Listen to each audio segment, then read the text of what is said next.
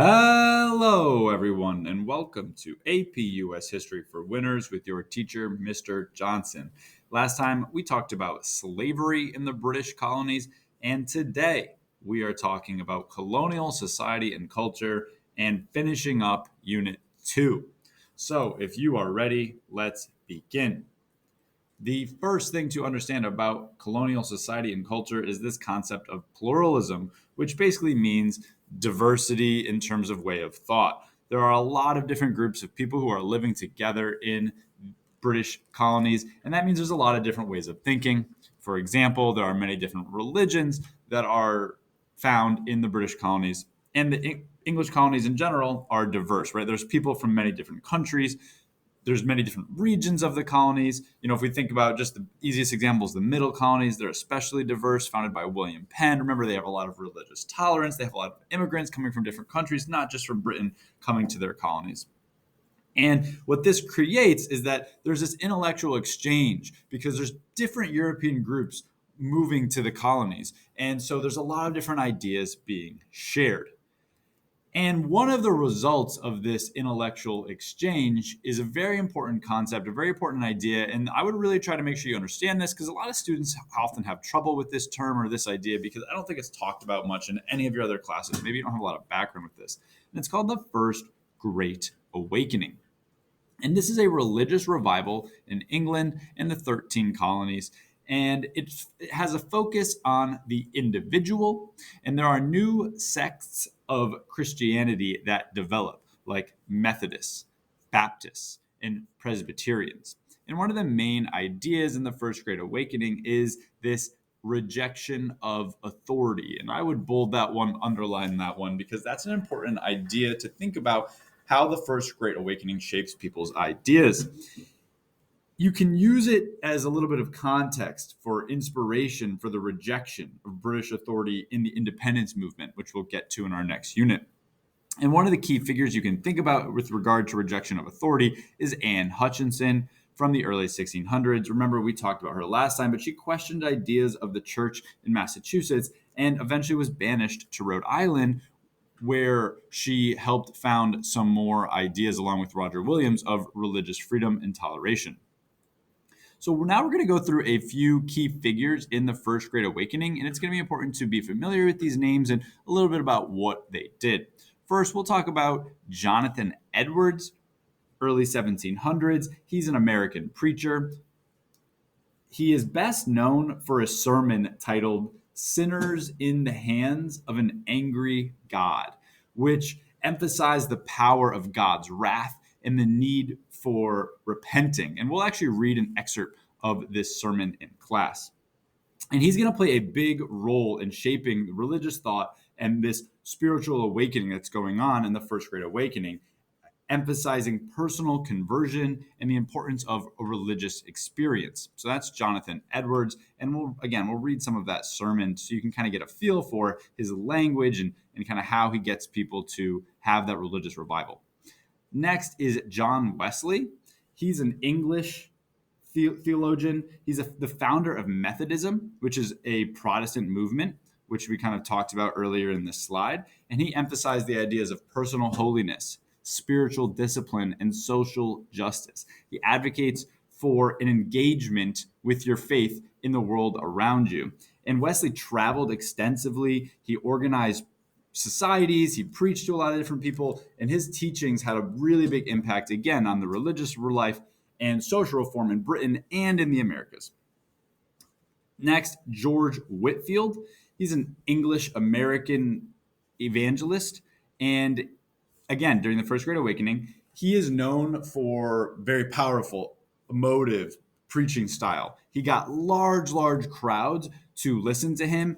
And when he was preaching, he was able to get intense emotions out of his listeners. And it was a very personal experience to go listen to him preach. And that kind of fits in line with his First Great Awakening ideas of it being an individual personal movement and an awakening of religious thoughts.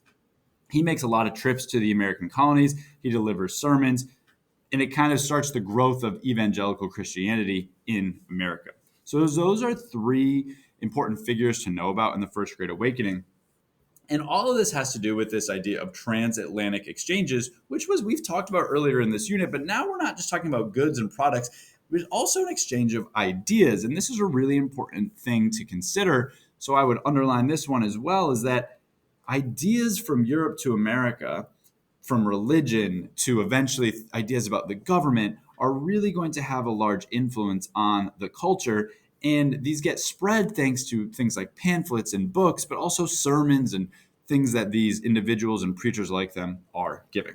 Okay, so that's the First Great Awakening, a religious revival.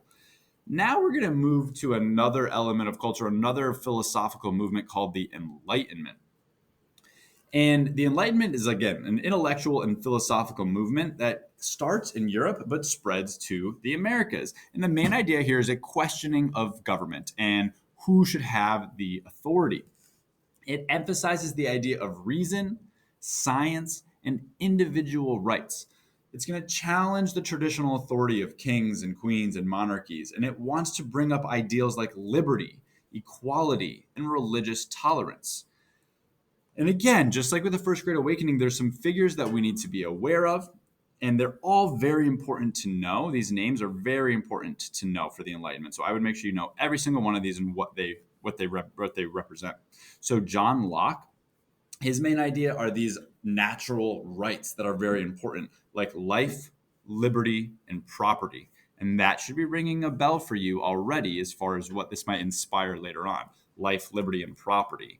Those are John Locke's natural rights that he thinks every person has. There's another philosopher, Montesquieu, and his big idea is that the government should be separated with powers. He thinks that we should have three different branches of government and they should all have checks and balances on one another. And that's a really, again, a big piece of context for something that's going to happen later on in the American government. And the other thing I like about Montesquieu is that you can kind of say his name in three different parts, and he represents that separation of powers in the three branches. So that's just a little trick to help you remember Montesquieu. Last is Voltaire, and he emphasizes the freedom of religion and the freedom of speech. And so all of these important figures within the Enlightenment, and the Enlightenment as a whole, is a huge element of context, of background for, hopefully you're thinking about it, it's the American Revolution, and the foundations of the American government come right from these Enlightenment ideas. So it's going to be really important to understand these if you ever get a question about the formation of the government of America, or about the formation of the Constitution, or the American Revolution in general, the Declaration of Independence, or any of these concepts. They're all these ideas are coming from the Enlightenment.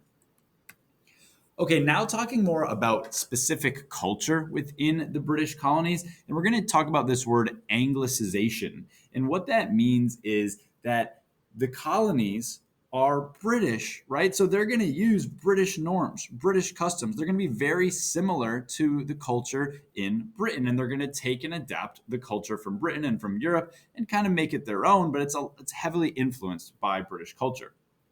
So colonial governments are based on English models.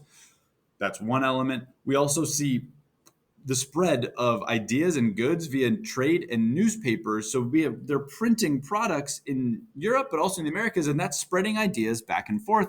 And one example is you see on the right, Poor Richard's Almanac.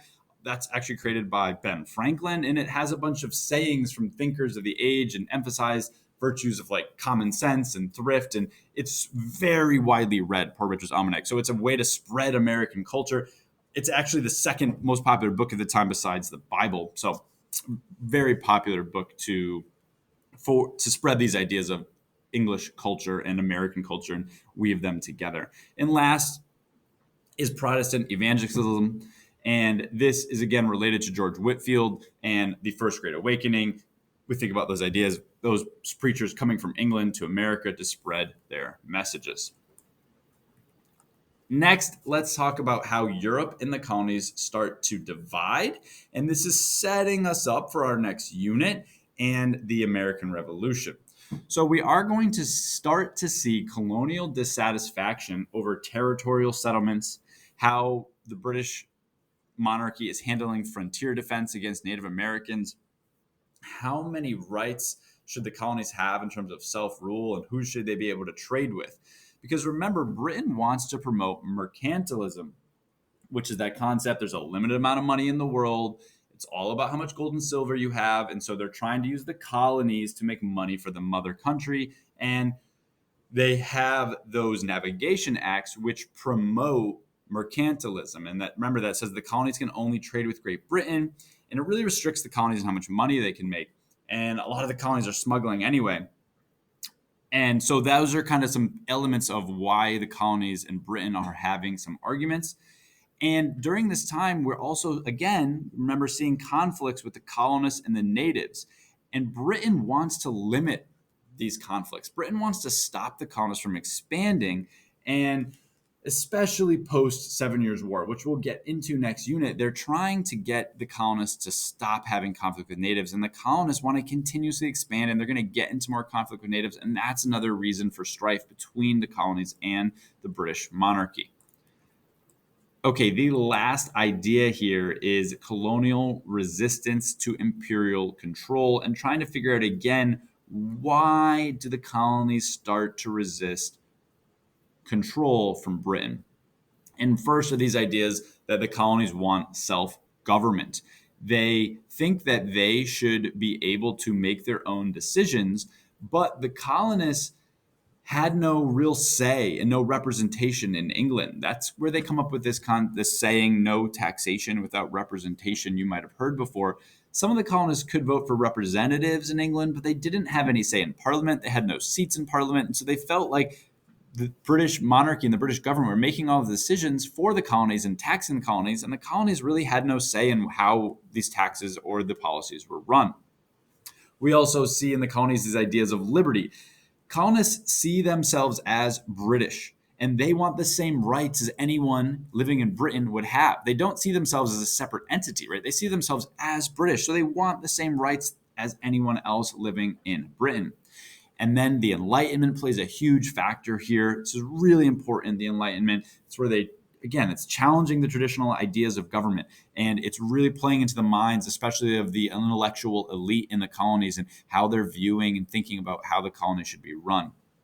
Then we have religious independence and diversity, right? That goes back to the First Great Awakening and the idea that there's a lot of religious diversity in the Americas. They're not so focused on the Anglican Church like they are in England. And so they're challenging authority in religion, which also leads to challenging authority in other areas.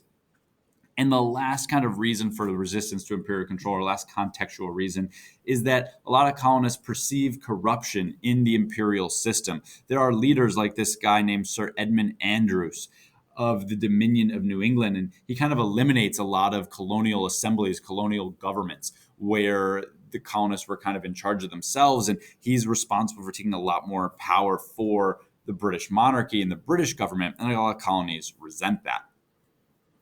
Okay, so that is it for our notes on colonial society and culture. And that's also it for our notes on Unit 2. So next, we're going to start Unit 3, but let's make sure we can answer these big ideas questions, because a lot of this today was about colonial culture, but also a little bit of context for next unit. So there's a lot of stuff going on here today.